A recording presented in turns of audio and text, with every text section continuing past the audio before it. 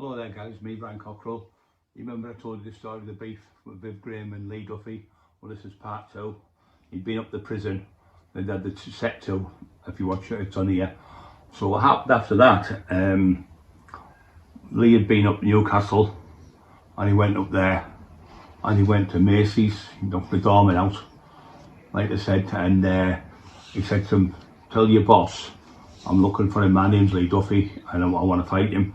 So it was 5 doormen and he knocked 4 of them out and kept me saying, keep me awake. I think they called him Billy. You're staying awake so you can tell what happened, see what's happened. So Lee left. A few days later, Viv Graham went, I think it was a Monday, Tuesday, maybe he went round and he went to see John Henry Sayers Senior. Stephen Michael Sayers came back this up, knocked on his door. He said, hey Viv son, how are you in? So how you doing? He said, I'm not too good. He said, there's a friend of yours, Stephen Michaels, called Lee Duffy. He said he wants to have a fight with me. He said, well, I can get you a fight if you want to straighten it. He said, on the cobbles or in the ring.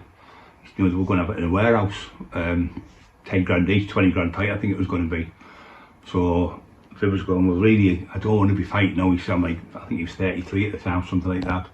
He said, I'm getting on a bit now. And he said, I don't really want to be fighting. He said, I've got like over 100 doormen. I'm making really good wages.